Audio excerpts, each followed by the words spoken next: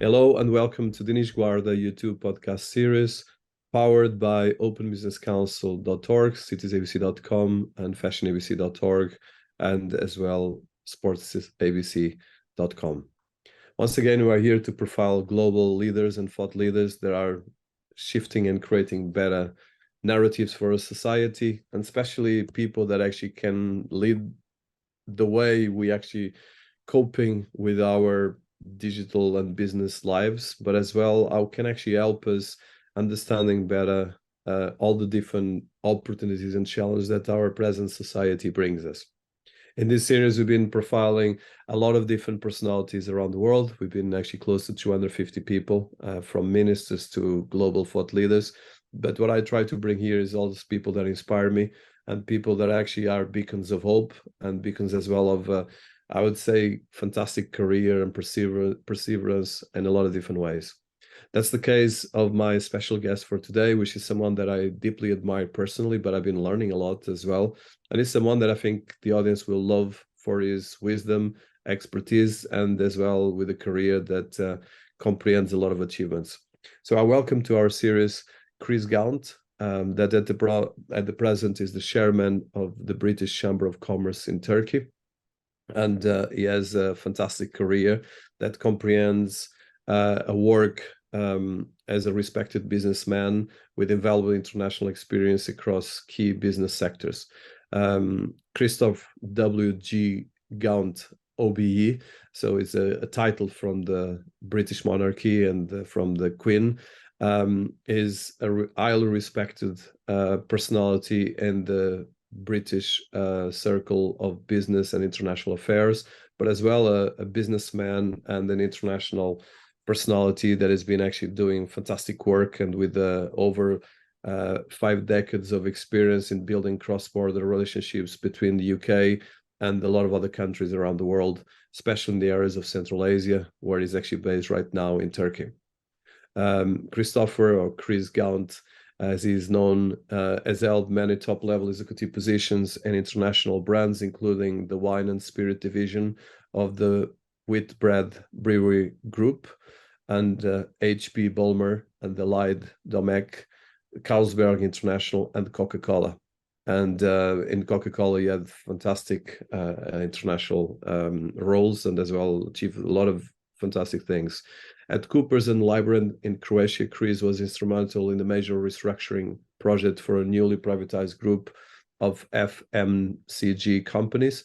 And he'd been doing work across different countries, multinationals, some of the names I mentioned, especially Coca-Cola, but a lot of other groups that, as I mentioned, speak for themselves. Chris was awarded the Order of the British Empire, so OBE, in 2019 by His Majesty the Queen, the late Queen, in the New Year Honours List for service to trade and British commercial interests.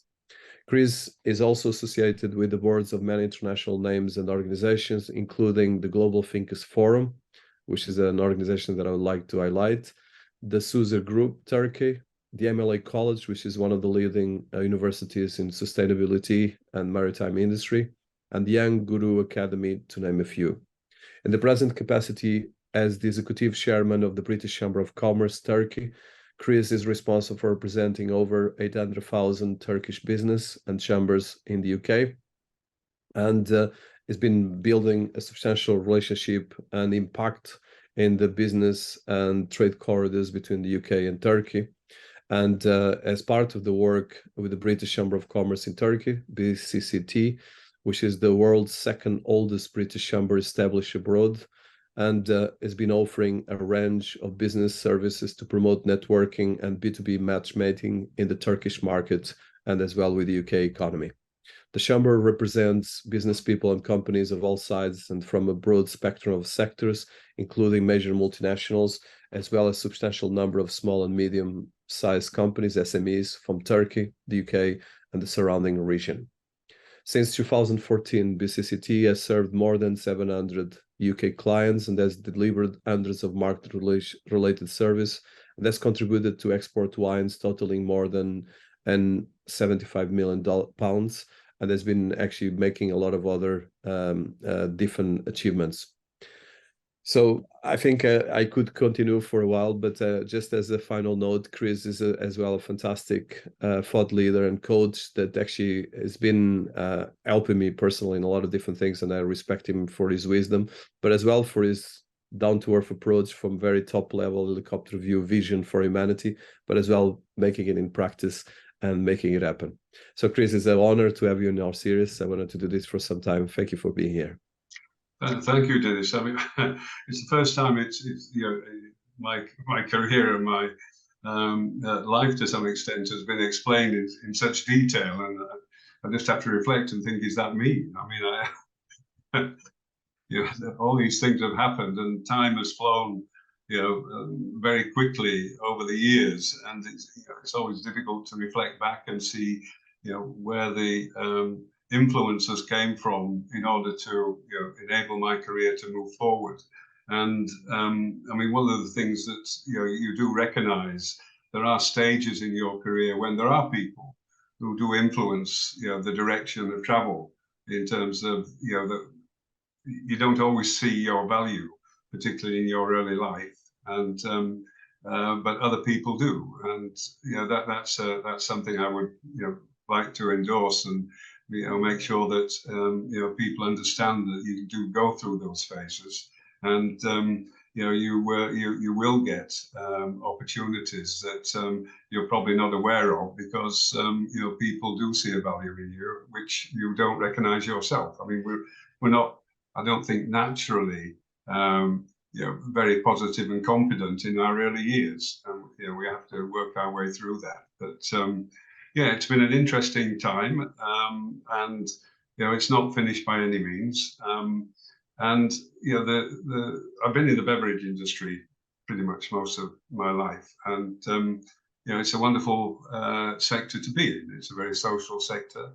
It brings people together, and it hopefully gives people enjoyment. So it's a nice environment to work in.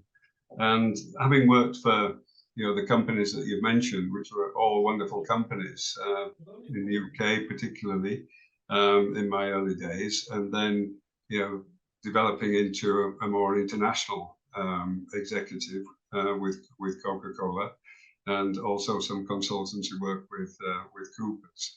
But I mean, the experience that you get by exposing yourself to new environments, to new cultures, to different languages, to different values, has been an enormous value to me, because you can take a, you know, a far broader appreciation of, you know, how things work around the world, and how people, you know, relate to each other. And you know, we seem to have got into a situation at this moment in time where, you know, some of those, what I say, cultural and traditional values that we previously used to share have probably been lost to some extent, and we do need a reset. And as I mentioned, when you work for good companies and you work with good people, you know, you benefit tremendously. And the other positive is, you know, you get the support that you need in order to realize your potential. And you know, when I joined Coca Cola, that was a big step for me, because it did put me into what I say, a more international environment, almost global. And you know, my first responsibilities were in the unknown region of Central Asia in the mid-90s. There were countries there that I was responsible for that people didn't even know they existed in the breakup of the Soviet Union. So when even my family, when I told them that I'd be working in countries like Uzbekistan and Kyrgyzstan, and they had no idea where these countries were. But you know, it all adds to the value that, you know, you create for yourself. And when you're put in situations like that, with the support of a, you know, one of the biggest, you know, corporate entities, successful corporate entities in the world, you know, you've got that behind you, but it still needs you to, you know, think on your feet. You've got to bring all the skills that you've learned together in an environment where, you know, you're dealing with a totally blank piece of paper. I mean, trying to set up organizations in that part of the world, Central Asia, back in the mid-90s, you know, was an extremely challenging task. But it was a major opportunity for the company, and the company entrusted me with that responsibility. And you know, I had to bring it all together, and it taught me a lot about myself, because I was a long way from home in cultures I didn't really understand and was not totally familiar with. But you learn very quickly, and you begin to understand that the people that have been to business school and whatever, you get taught about transfer of best practice and all these other fancy terms that we get taught, and you quickly realize when you're in an environment like that that doesn't actually work. There's a combination of practices that you have to bring together.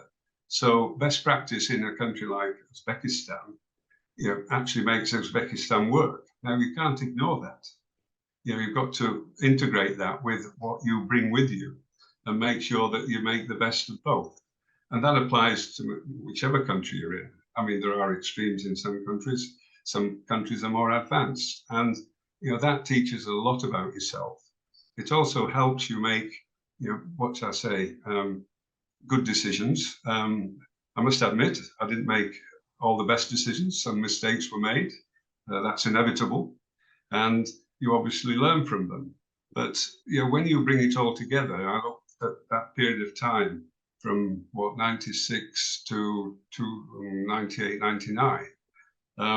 That was an extremely important part of my career, and it really set me up to take on even more responsibility within the Coca Cola company, and it provided me with a wealth of experience that then I could apply to other situations. And I would recommend to anybody that if you get that opportunity to be put in a situation where you are totally unfamiliar, you have no roots at all, you have no benchmarks in order to relate to, because you will find out a lot about yourself. But what you will learn is how to deal with difficult circumstances and use your intellect and your experience to come up with what are good solutions. And as I say, I would recommend any young executive, put yourself in an alien environment, because it will benefit you in the long run. So that's one bit of guidance I would like to share. The other area that I think has helped me in realizing my own expectations is looking at how we interact with each other. Because at the end of the day, it doesn't matter whether you're Coca Cola or Microsoft or Facebook or whoever that may be, they're brand names, and it's actually people that make them successful. So it's not it's not the brand name that makes you successful, it's the people within the organization that make it successful. So the first priority that I've always sort of worked by is making sure your team, your colleagues, are all on the same wavelength, that we all share the same values, that we all share the same opportunities to build a better business and add value. And that's another key learning that you experience as you go through. And I've been fortunate to some extent in that I've worked with some excellent people who've been prepared to be creative, innovative, take risks, be challenging, and these add value to me as an individual, and it adds value to any individual if you're in that sort of environment. But you can only do that if you establish a level of trust. And I will mention trust through this discussion, because trust is the base on which people actually come together, work together effectively in a transparent way, and it allows you to do things that probably you would feel were rather difficult, because that you've got the support and the confidence of your colleagues and even the organisation that they trust you to do it, and you'll do it in the right way. And as I say, looking at the world today, that's another area that sadly we've lost trust. We've lost trust in politics. We've lost trust in financial institutions.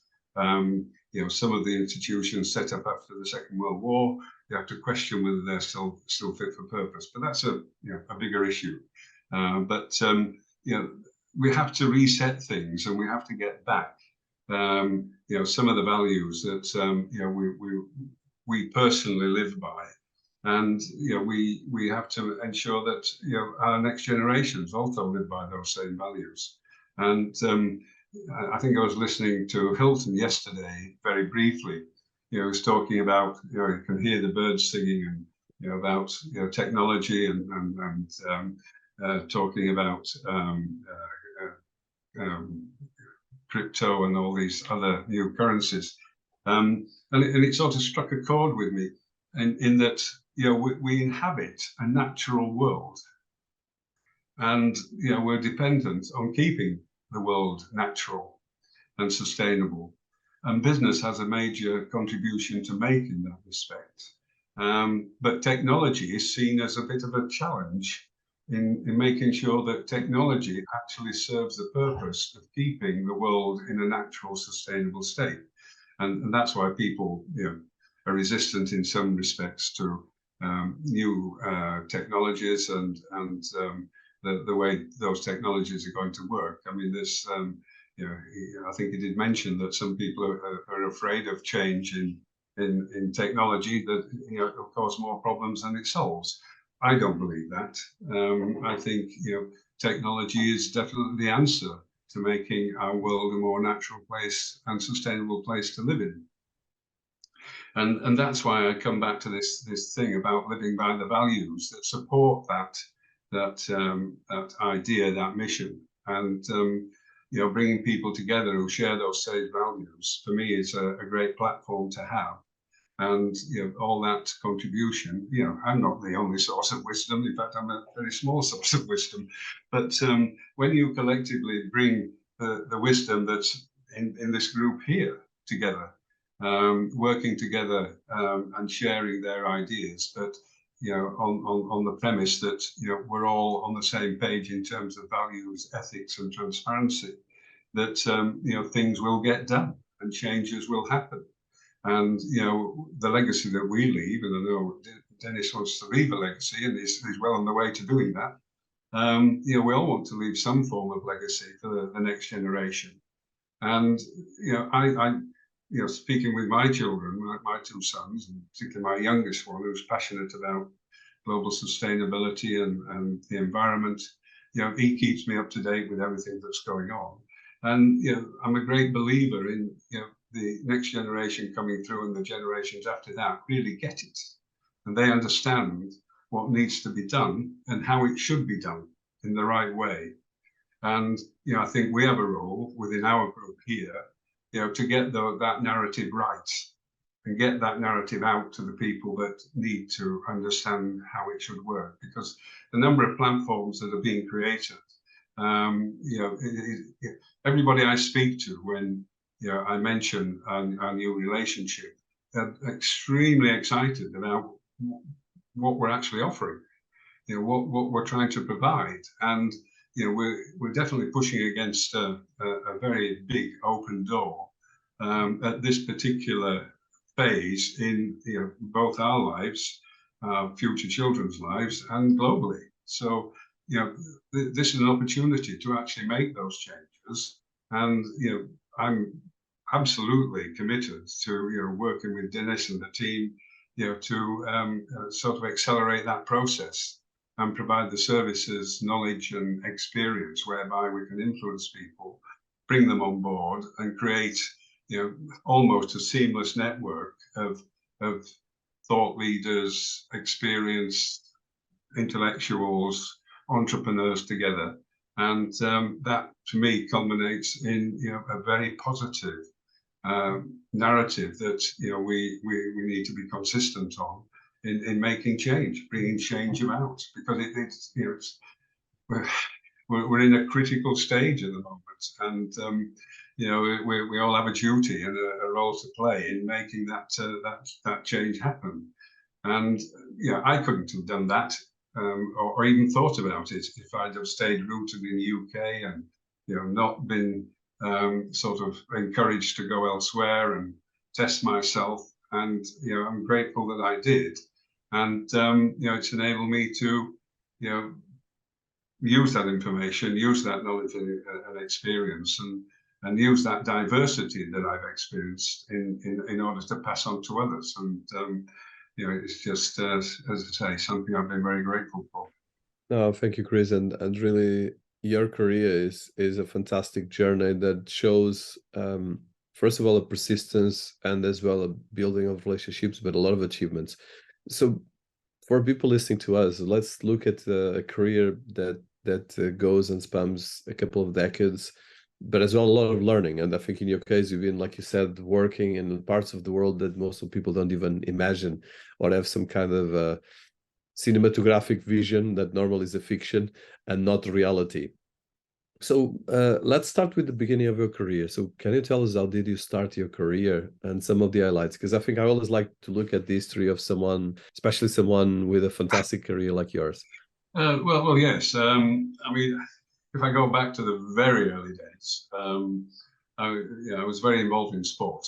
I mean, that was my life through my teenage years. I played rugby and cricket and all the British games, and some of them I was particularly good at. So that sort of carried me through to college and wherever. But I must admit I did spend a bit too much time on the playing fields as opposed to my academic studies.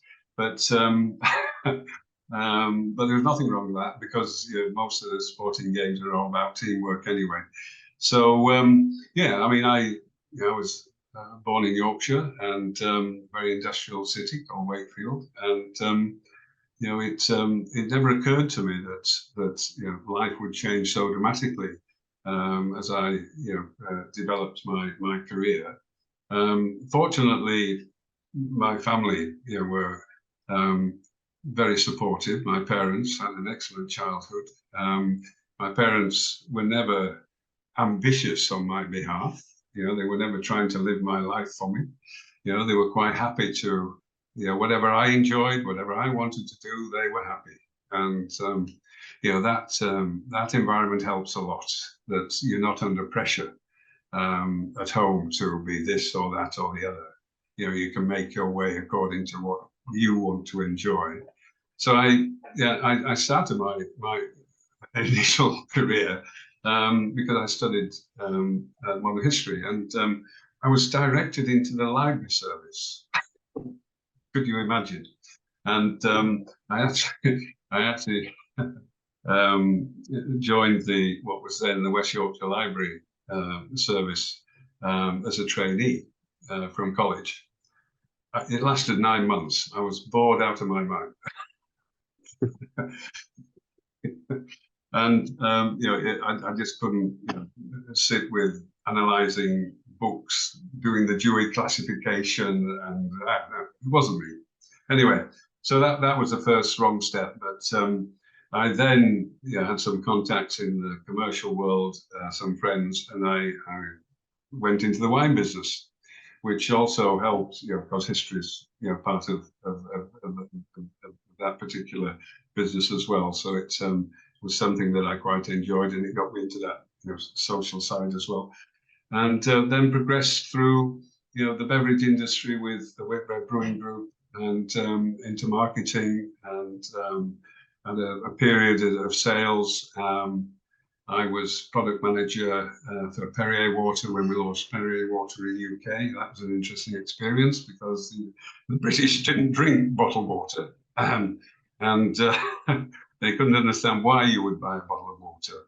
Fortunately, Perrier had a slight USP in that it was sparkling, which you don't get sparkling water through the tap.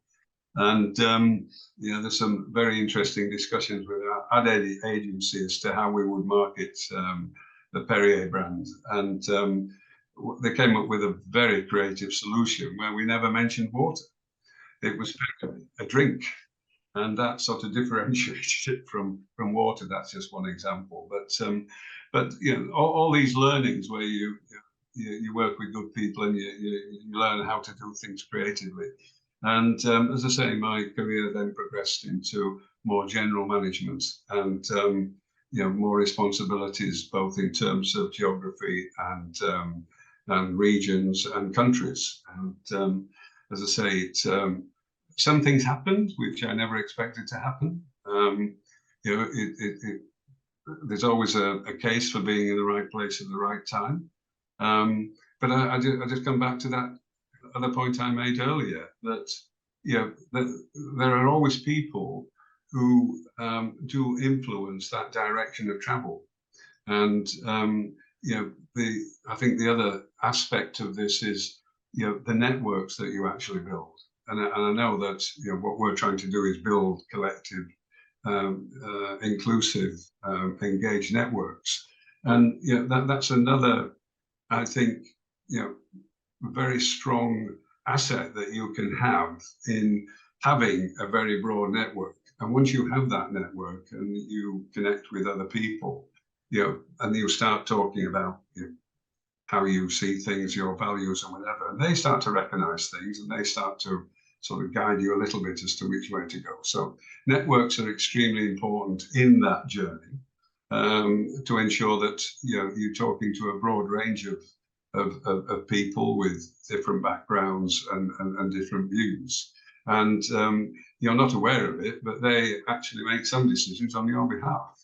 And you know, that's something that you have to bear in mind. I mean, you know, none of us are perfect by any means, and we do make mistakes. But you know, if you, I think you come to a point in a career where there's always a danger that you see some very ambitious people, but their ambition doesn't match their capability. And you know, there's a crossroad. You reach the, you know, you max out your capability, but your ambition wants to take you even further, and that's dangerous. And you know, that's something that, you know, you have to just bear in mind as well, that you don't let your ambition, you know, take you beyond what you're capable of dealing with. But I see it quite a lot. I mean, I see that happening a lot. And I'm not saying that we shouldn't continue to be ambitious. We should be ambitious. We should be optimizing ourselves to the maximum. But you know, there are some situations where, you know, you do take that extra step, and that's both dangerous for you. It's also dangerous for the organisation that you're working with, because you know, that will be found out relatively quickly. But anyway, so yeah, it progressed. Yeah, I obviously stuck to what I knew. I knew the beverage business extremely well, and the beverage business is, you know, global, in whatever category you're in. And as I say, it's a business that engages you with all levels of society, and you know, you've got to be able to, you know, deal with that. You've also got to understand, you know, some of the issues around alcohol and you know, obesity, and you know, Coca Cola obviously gets a bad press on that. I think it's not justified, as you'd expect me to say. There's a lot going on in companies like Coca Cola about health and wellness, and you know, creating new categories that are not you know, obesity risk. Which people don't know about, and you learn about, you know, these other areas that you have to think about as you're you know, working with the brands and the company and the people. And so it's yeah, it's a very interesting sector to be in, and as I say, it's not for everybody. And you know, some people are, you know, more focused on engineering. You know, they're more looking at, you know, technology. You know, you have a front of office mentality, you have a back office mentality. It's identifying who best fits into those areas. you have to have a certain amount of what shall I say, positivity, and have a certain amount of extrovertness in your character when you're dealing with these big brands. But as I say, I just had a wonderful career, and a lot of it was to do with working with good people, good companies who had real values, and were able to move with the trend, and in some situations get ahead of the trend. And that for me has enabled me to do what I've done. And as Dinis has mentioned, it's attracted me to other areas.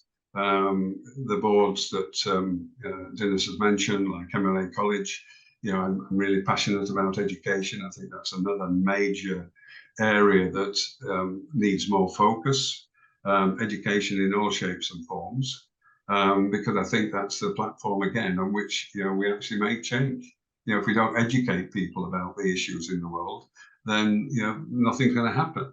And again, this is something is an immediate issue with sustainability and climate change.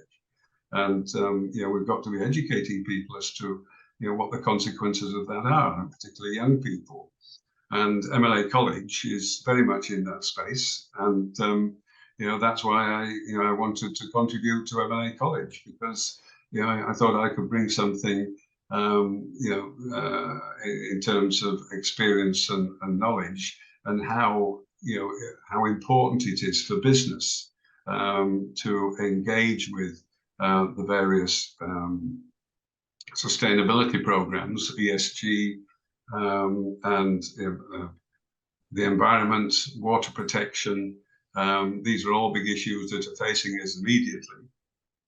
And education is the basis on which we actually do make change. And MLA College do undergraduate, postgraduate sustainability programs, also working with UNITAR and CIFAL London, which I'm also part of. And that for me is another new learning for me, getting involved in these new areas that are making a difference. And this is why it's just wonderful working with these organizations, because I learn a lot, and I just hope that I can add something to their endeavors to make this work. In the same with Global Thinkers Forum, that's been established. I was one of the founder members of that about 10 years ago, run by Elizabeth Philippouli in London, and that was really originally based on creating a sort of more focused economic forum on a far smaller scale, mostly focusing on diversity, women empowerment, leadership, youth empowerment, mentoring, and other areas of civil society that were underdeveloped. And that again attracted me, because that was another value that I was living by. I wanted to see more diversity. I wanted to see more youth empowerment. I wanted to see civil society re-establishing the values that I believe have been lost. And so that was another attractive opportunity for me with GTF. I still maintained, obviously, my connections on the commercial business side. A board member of Sousa Group in Turkey, one of the big family holding companies in Turkey. And I'm now been asked to advise on another organization called Jansu, which is all about water protection and environment globally. It's just in its early stages of development, but again, I think you can sort of build a picture of where my mind's working and focusing in terms of environment and trust and transparency, and the values that we need to have in place in order to have global sustainability for future generations. Sorry, I don't think I can say any more, but no, it's amazing. Some other questions you like. So no, I have a couple of things on your career. So you mentioned about how you build a fantastic career in the beverage industry, and then you shift to the well, mostly in the last years for the British Chamber of Commerce. I would like, especially if you could highlight some moments in your career. I think that's the most beautiful about this podcast. You can share moments, and especially people listening to us. I love the podcast because I always learn. And with you, I've been learning so much things, but sharing with our audience, especially, let's say you have, for instance, brands like Coca Cola, where you had a very big role worldwide, and especially in a part of the world that at the moment is becoming quite advanced, but at the time was much less advanced. And as well, then, if you want to share at least that some parts of the career, because of course Coca-Cola is a global brand, and it's not just the Coca-Cola, it's all the group and all the waters and all the different things and the economics and finance. If you can share, especially on Coca-Cola, I think it would be interesting. Of course, whatever you can say public.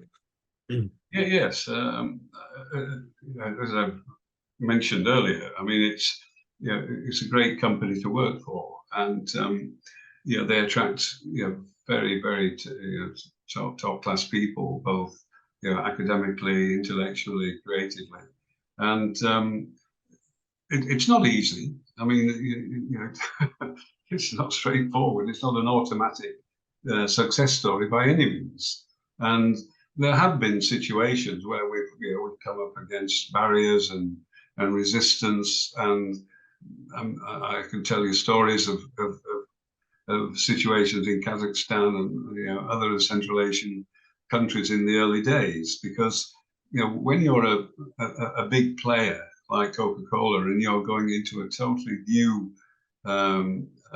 region that has previously been under totalitarian rule, under Soviet control, where they haven't had access to anything relating to Western society or Western values, and you attract a lot of attention, and particularly for the CIS, the new republics of Central Asia. They still retained the old Soviet leaderships, and it's difficult to deal with governments like that. And as one of the first global brands that entered that market after the breakup of the Soviet Union, we were seen as an opportunity to extract money wherever they could. And so we were always subject to issues of threats of not paying tax and this, and trying to extract exorbitant amounts of penalties for this and that, and we had to deal with all that. But we did make it very clear from the beginning that if we were put in situations where we were exposed to corruption, where we were exposed to having to bend to government pressure, we would leave, and it wasn't an idle threat.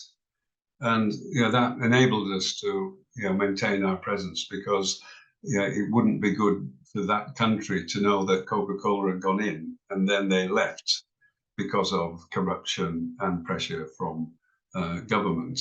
I mean, there were times when my general manager in Kazakhstan, she was under pressure, and she was that was one of my achievements in getting our first female general manager into a Central Asian republic. So, I was very proud of that. But she had to have an armed guard for about 6 weeks, to take her to the office and bring her back in Almaty, because there were threats coming from lower levels in the Kazakh tax authority. And you have to deal with all those issues as well as trying to run the business. And that wasn't uncommon in those early periods. Fortunately, the brand brought many benefits to those countries, because we were one of the highest contributors to the economy in terms of employment, tax. We paid all our taxes. We developed people. We brought new technology, and the Coca-Cola brand was almost an aspirational brand after coming from the Soviet Union. you know, having Coca Cola on your table was a sort of, what shall I say, a recognition that you were free from the past, and you know, that definitely helped us. I mean, there are other interesting stories. I mean, we all like to drink Coca Cola cold, chilled, and we have all this refrigeration and whatever. In Central Asia, in the beginning, they couldn't understand that, and they're very hot countries. So we were spending enormous amounts of money on refrigeration equipment. We put them into shops and whatever, and they turn them off because they they couldn't understand that, you know, chilled drink for them was going to make their throat sore and whatever, and they just wouldn't buy it. They wouldn't buy chilled. So we spend enormous amounts of money on refrigeration equipment, but the storekeepers and the, you know, the other outlets, you know, they were pulling the plug out. It wasn't being chilled. That took a while to get over. But there are all sorts of stories like that we had to deal with, and this is what you're faced with. You're faced with, you know, situations that, you know, normally you take for granted, and then you find that, you know, this doesn't happen like that, and then you've got a major educational program in place. But you know, you know, you do bring a lot to the market, to the people, to the economy, and you know, it then encourages other investors to come to the countries, because, you know, if we're seen to be successful, then it gives confidence for other organisations to also come, which they followed. And as we've seen, you know, we're in what, 2023 now, and countries like Azerbaijan and Kazakhstan, you know, are all doing particularly well. They still have their issues, no doubt about that, but you know, they've got oil and gas, and you know, they're maximising their resources very well. And there is change. I mean, it is becoming more open. It's not as transparent as it should be, but they're all moving in the right direction. And these are markets that will continue to grow and offer opportunity. And you know, this is again why, you know, I think, you know, that part of the world and this this region has a, you know, a big opportunity going forward because of its close relationship with Central Asia, and also, you know, Turkey's long history with that part of the world and the Middle East. So, you know, Turkey is quite strategic in terms of, you know, maximising the future potential of these growth emerging markets that are rich in you know, natural resources. Climate change is going to be an issue for some of them, given, you know, their dependence on oil and gas. But that is again an opportunity to bring help and support to take them on that journey to be more carbon neutral. And you know, that's going to be an ongoing opportunity as well. And you know, Turkey's got a role to play in that, because a lot of the expertise will be based here. And you know, the government connections are obviously strong. So this is you know, another opportunity that I think, you know, we as a group you know, also have a role to play. This experience that you mentioned are fantastic, and it touches the geopolitics, as well the advances, and I think it's only people that actually can go around the world and do these things like what you did, and you went through a lot of different I would say major disruptions in the world economy, in the world geopolitics, and of course right now you are based in Turkey. So that brings me to my next question is, so I know that after the Korean Coca Cola, where you achieved fantastic in a lot of countries that at the moment are fast growing economies, but in a lot of situations, I know that they were not even basic infrastructures and things like that. But now it's a big part of the world economy, and probably more of the future of the world economy is going more on these countries. So let's touch, how did you then, after this fantastic career, and there's a lot of other achievements, but how did you end up actually with the BCCT, where we actually been doing a fantastic work as well? So you want to tell us a bit about, for people that don't know, what is BCCT, British Chamber of Commerce of Turkey? I mentioned at the beginning, but coming from you, and as well the work you're doing and how it works, the British Chamber of Commerce, because I think it's an important thing as well to highlight. It's part of the one of the biggest strengths of the British economy, this kind of chambers, and I'm a huge, of course, fan of chambers of commerce, and it's a key element for businesses. No, thank you, Dinis. And yes, leave the best till last, if you like, but it's not the last anyway.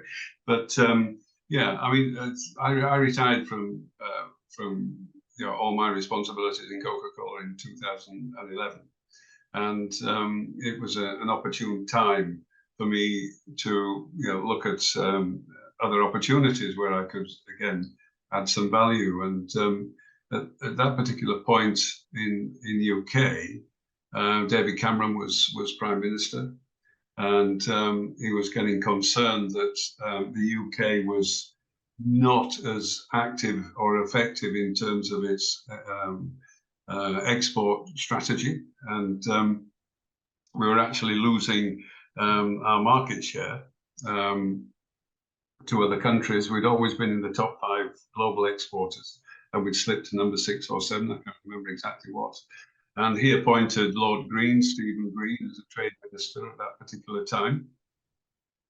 And he challenged him to come up with, a solution in order to bring both the experience, knowledge, and expertise together under one umbrella from around the globe, where the British companies had a strong presence. And that meant it was UKTI then, UK Trade Investment. And, he came up with a very innovative and creative solution where he wanted to bring, the government's trade agencies, British government trade agencies, together under one umbrella with the business NGOs, British business NGOs globally. And, that's what happened. And there was a launch in 2013, a pilot of the 20 fastest growing emerging markets globally, where this pilot would be run. And Turkey was one of those. And given I knew the our diplomatic team quite well, we had some discussions, and they were looking to move the British Chamber of BCCT forward into a more business-facing organisation. And they were asking me if I could sort of contribute to that. It was a bit difficult because there was an existing chairman, and he wasn't totally encouraged to, or feeling that he wanted to be part of this. So we had to do the 2 negotiations. But anyway, yeah, I mean, I recognise the benefit of bringing those networks together globally to support UK exporters and bring more infrastructure. And so I took over in mid 2013 as chairman. And the first task I had was to look at the current capability of the chamber to see how we matched with Lord Green's mission and vision in order to provide a range of business services to UK exporters and create a sustainable infrastructure for them. And so the first year was all about restructuring, bringing in new people with the right skill sets. We were contracted to, let's call it DIT now. Well, it's changed again. It's not DIT anymore. But with that government trade agency, and we had targets set in order to export wins, export opportunities, a whole range of responsibilities that we now had. Have improved ourselves over the first 18 months. That we've structured ourselves in the right way, and we brought in the right capabilities to handle that. And again, it came back to trust. I think mentioning trust, they trusted us to actually deliver. And we continued as a subcontractor to the trade agency in Turkey up until March last year, which was a change in policy back in London, which I won't bore you with. But and we were successful. We provided professional support and a more seamless engagement back to UK. And we did all the B2B inquiries, because that's, we have business people, that proved very successful, and we were one of the most successful in achievements of the other chambers of commerce overseas. Not all of them survived, because funding was provided by the British government, and some of them were not reaching their targets. Therefore, the funding was removed, and rightly so in some cases. But as I say, we maintained our success rate. We ensured that we were on the same page with our colleagues in the consulate and the embassy, and that was another important factor. In that we were on the same page. We were open book transparency. We shared all our issues on how to enhance and increase our service delivery to UK exporters. We actually were used as an example and a benchmark for other chambers of commerce who were also making that journey. So we also advise some fledgling chambers in Central Asia, in Azerbaijan and Kazakhstan, Georgia. So we did build a reputation. That reputation continues, and we've also created more platforms that again provide more information, more security, that make the journey for exporters more risk-free, and that's the biggest concern that UK exporters have is the risk element. And we've tried to persuade them that Turkey is a destination with enormous potential, and that's been an ongoing strategy to keep Turkey on the radar for UK companies, to ensure that they don't miss the opportunity. Because I've mentioned before, Turkey still has an enormous headroom for growth, both regionally and domestically. And we played a role in that together with our colleagues and friends in the consulate. And we are also an example in Turkey as one of the most active chambers, international chambers in the country. Now I know that for a fact because we have a group called what we call the European Chambers. So that's basically the EU countries, chambers of commerce, and we agreed to form an informal group about 6 years ago now, whereby we would meet regularly and discuss common issues, which we were dealing with, either with governments or other domestic problems, barriers, because we felt that if we spoke with one voice, then we'd get more response than if we tried to deal with these things individually, which again comes back to my point about inclusivity. Now we left the EU at the end of 2000, midnight 2000, and when was it? 20, yeah. That was a dramatic shift in terms of our relationship with Turkey.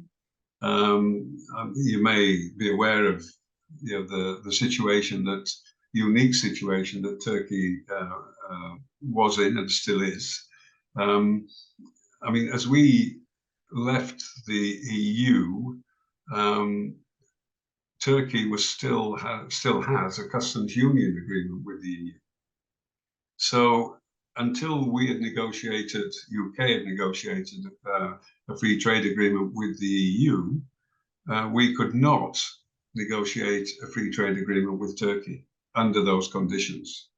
So the first thing that had to happen in order to have a continuity agreement with Turkey, between UK and Turkey, was for the UK government to agree a free trade agreement with the EU. Once that was done and dusted, then we could negotiate a free trade agreement with Turkey, and it was a continuity agreement. It happened, but there was a wonderful politician in the UK called Liz Truss, who you may have come across. I won't talk about her too much. Don't have a lot of faith in her, but and it was all done at the last minute, and we were involved in that discussion. It ended up being a digital signing between Christmas and New Year. And it was that last ditch that we managed to, protect our interests in Turkey, and particularly the big Turkish companies that were exporting to UK, particularly in textiles, because their customers like Marks and Spencer and Asda and Sainsbury and whatever, were preparing for their summer summer fashion ranges. And if we hadn't signed the free trade agreement, then that would have changed the whole relationship, and they were actually questioning whether they should be, the British customers should be looking for alternative suppliers. So it was a very tense period of time, but we were involved in that, and we helped to facilitate some of those transactions in order to get the job done, albeit at the last minute. And unfortunately, we didn't get much support from London, but there we are. It was done. So yeah, Turkey now, we have a free trade agreement with Turkey. Part of that free trade agreement was a clause that enabled the free trade agreement to be renegotiated and enhanced within 2 years of its journey. Those negotiations are held back at the moment, and they're held back because of the elections. So that's been delayed somewhat, but the confidence that Turkish companies have in UK is very high. It's a destination for startup companies in terms of investment, particularly in technology. That's the destination lots of Turkish tech companies prefer, and that's something that we've seen a big increase in inward investment into UK, mostly in the tech sector. And that will continue because funding in Turkey is currently problematic. So, UK and Turkey will always have a strong trading investment relationship, and we're very much part of that that equation. And that's what we'll continue to develop. And adding the open business platform, not platform, but the platform is going to be enormously valuable to the way we bring in Turkish companies into that platform, because it will be enormously beneficial for them. And we have the networks, we have the databases, we have everything in place where we can then look at the target companies, which ones fit the criteria. I've already spoken to a number of organisations that are very keen to join the Business Council. And as I say, I think it's a major opportunity through BCCT to actually get this off the ground and working very effectively. And as I mentioned to Dinis before, I mean, that group of EU chambers of commerce, they're very interested in what we'll be doing because it affects them as much as it does anybody else, because their members also want that access to global networks and platforms. So we're in good shape. We're looking very confident and excited about the future. And as I say, it's something I'm particularly proud of in terms of making BCCT this major player in Turkey, but also with a wider reach into the region. And as I say, we've got some very good people. Our team are excellent. I'm very proud of them. And we've got Merve, who's joining us as well. Very welcome.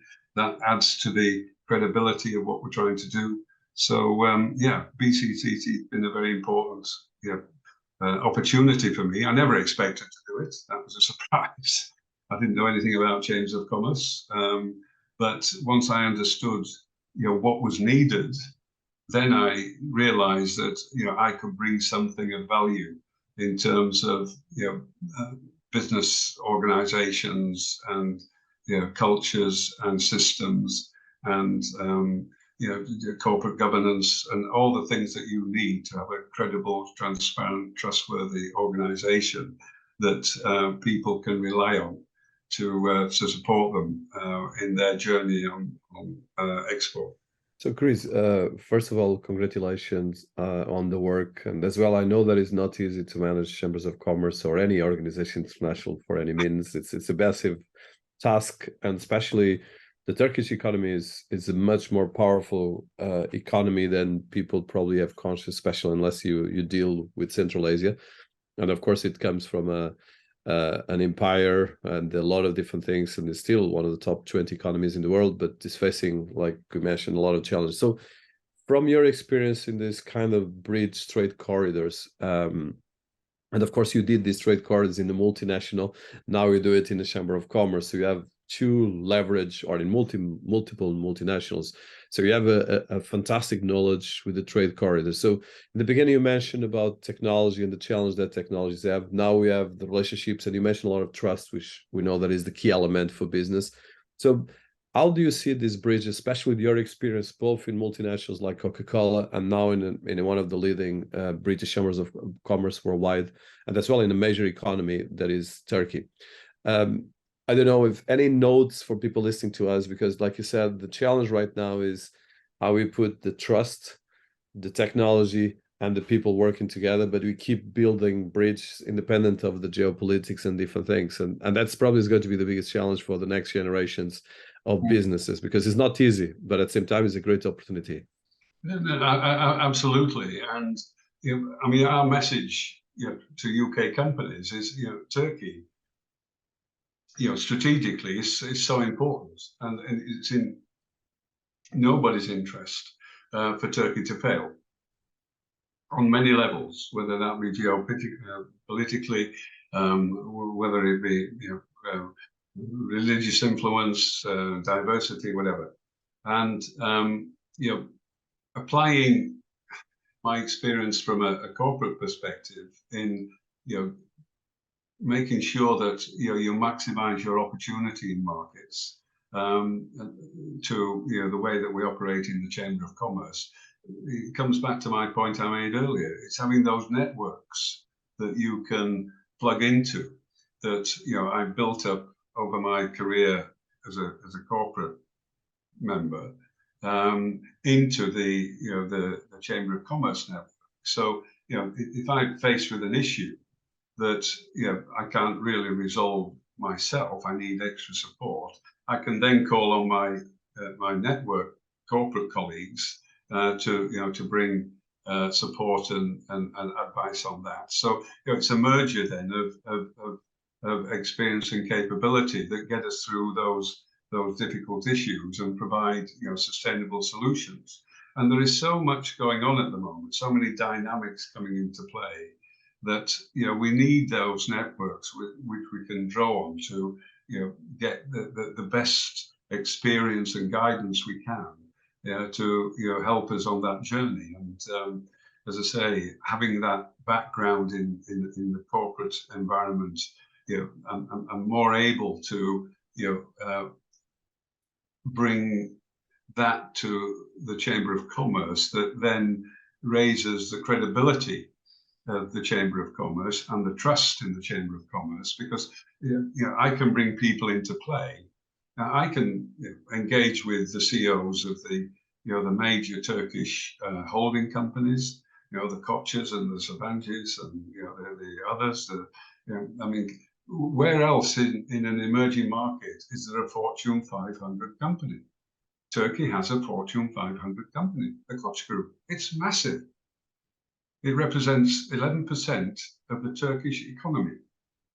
Now, we have a very close relationship with the family Koç, and the CEOs on our board is a personal friend of mine. Now, all that helps, and I come back to this point about having a network which you can draw on, which you can bring into play when you need to bring them into play. And when you've got so many challenges, and I'm talking Turkey specifically at the moment, what you mentioned, the economy, inflation, the political instability, all these other things, relationship with Russia, the tragedy of Ukraine, are all embedded in this region. And they all have an impact on the future of Turkey and we want Turkey to be successful. And I think what I want to bring to the party is making sure that we have the best possible knowledge, experience, and capability to help organizations live through these short-term difficult times. Because, as I say, the message that we promote to UK is Turkey is a long-term bet. And if you miss the opportunity in the early days, you'll miss a big opportunity, because things will happen. I mean, because of the lack of trust, because of the uncertainty, because of lack of transparency, investors are just holding back from coming to Turkey. And Turkey desperately needs foreign investment. And that will come once we get a stable, democratic, trustworthy, ethically led government. And that's essential. And that will impact on all the other issues. It'll impact on the economy. It'll impact on Turkey's position internationally. It'll impact on climate change, ESG, all the other things, diversity. And the talent that's in Turkey is always is another enormous value, because you've probably seen the growth, particularly in the tech sector, particularly COVID, and the companies that have grown very quickly and got funding on following Amazon, and it's some of these companies are now operating in the UK and whatever. So the talent is there, the will is there, but everybody's holding back. And once we get through this instability and we get clarity, then Turkey will kick off and become a major player. And that's why we want to keep the narrative positive and keep people engaged so that they don't miss the opportunity. And then obviously I'm more focused on the UK on that score, but it applies everywhere. But I mean, just on another aside, because of our success in Turkey as a chamber, we also work for other countries who don't have a strong trade presence in Turkey. So we've been working with the Australians, we're working with the Irish, with Enterprise Ireland.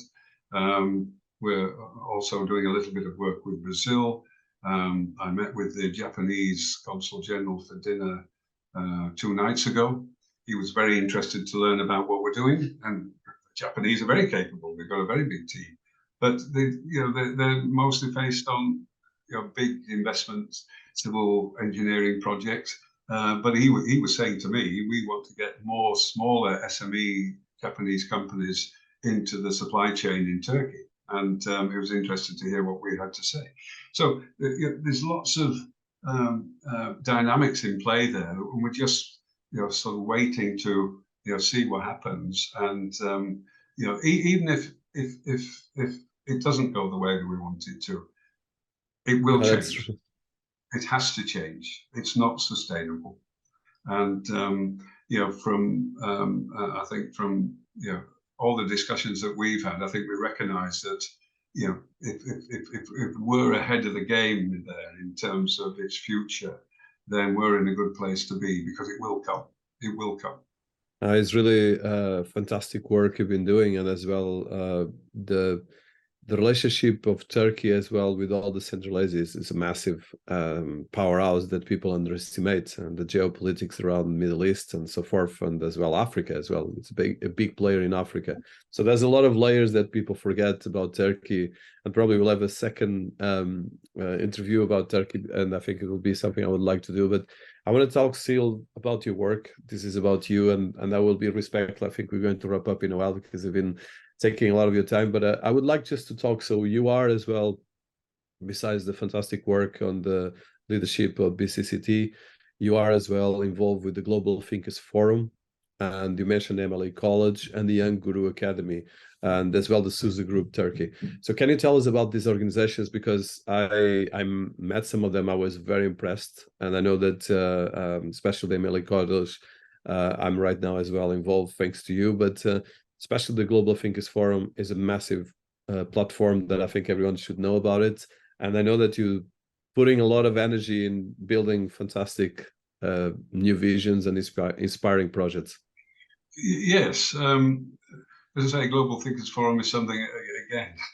When I understood what Elizabeth was trying to do, that really appealed to me. And she's done tremendous work with limited resource, to be honest, but has really moved it forward, and it's become quite a voice for diversity and women in leadership. Trying to create environments where women can really maximize their potential. Provide the right contacts. We've been running various annual events in cities across the world where we brought thought leaders and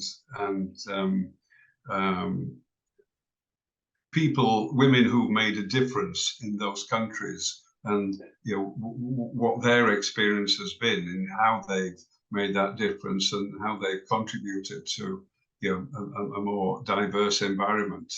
And those activities work very well. We also run various platforms in the UK where we bring again an international group of women together who talk about their experiences and how they've made a difference and what challenges that they still face. So again, it's an ongoing initiative to just raise the profile, raise the exposure of how we can improve that area of diversity, and ensure that every member of society has an opportunity to maximize their potential. And another major platform that we have is mentoring, and that's been quite successful.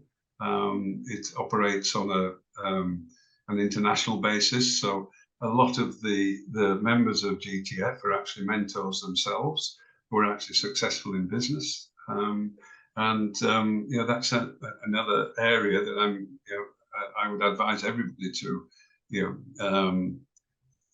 be involved in and benefit from, because mentoring is a wonderful way of educating and bringing people out into realizing their own potential.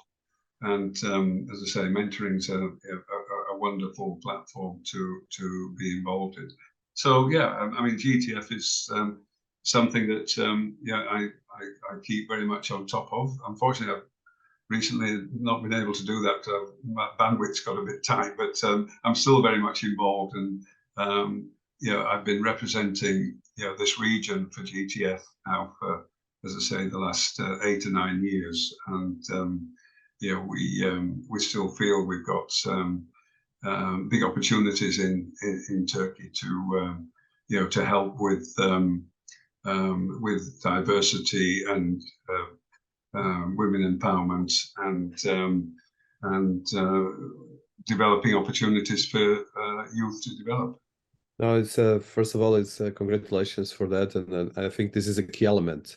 So as a wrap up, and I know that we pass 1 hour and a half, so I'm going to be respectful for your time. So one last question, if you could share with us. So from your experience in your career and as well in these trade corridor bridges, what would be the advice you gave for people listening to us, especially young? My audience is mostly businesses and technology, especially.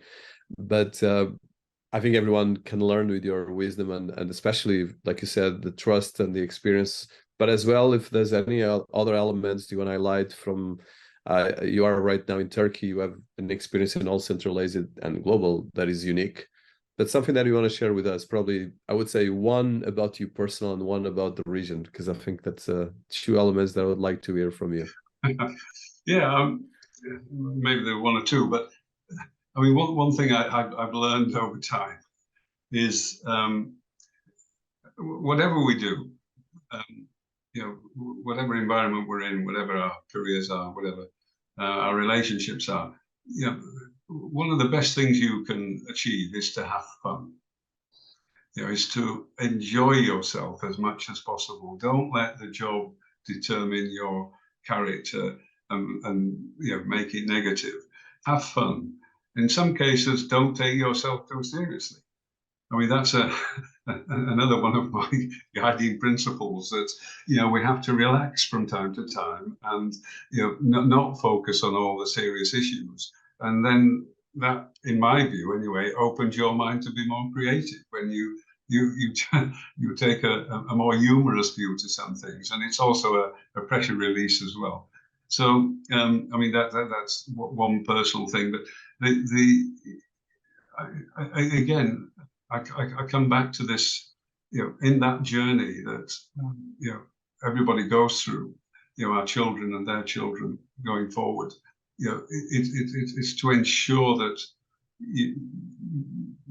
you live by the values that you want to practice, and you engage with people who share those same values, and you build your networks on those same values, because, you know, that's the most collective and inclusive way of making sure that your own potential is realized for the right reasons and not for the wrong reasons. And, you know, that's something I would advise everybody to, you know, sort of work on. And you know, if you stay honest to yourself and recognize that you're not perfect, because none of us are, but you know how to deal with your deficiencies in a positive way, then you'll overcome them, and, you know, they'll help you move forward in your career. And the opportunities that, you know, present themselves as we go forward, because technology is going to drive everything that needs to change, but it also has to contribute to restoring our natural habitat and the way that we live. So it has to blend in and ensure that we don't exclude anybody or anything or any institution. That technology has to be just as inclusive as, you know, any other area that we operate in.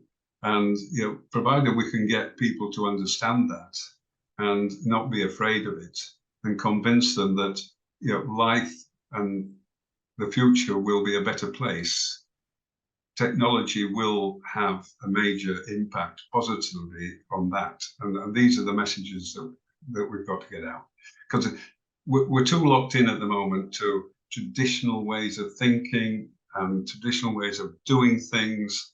You know, things have moved on. We're in the, you know, the 21st century and going forward, and you know, some things are not fit for purpose anymore. They don't work anymore, and technology has got the answers to that. And, you know, we have to maximize that and get those messages and understanding across to, you know, a broader audience, so that we're not up against barriers. Everybody buys into, you know, the future, and, you know, we see change happening a lot quicker to the benefit of everybody. You know, whether it be climate change, whether it be protecting water, starvation, hurricanes, disasters, earthquakes, whatever that may be. You know, technology's got a major impact on, you know, everything that is important for the future sustainability of the planet. Fantastic. And I couldn't subscribe more, but I think it's a lot of work to get it happen. And I think, like you said, probably one of the words you highlighted is the sense of trust and relationships, and as well a sense of ethics, but as well with passion for what you're doing. I think that part is really important, and that's what you have that is unique, and that inspiration and persistence.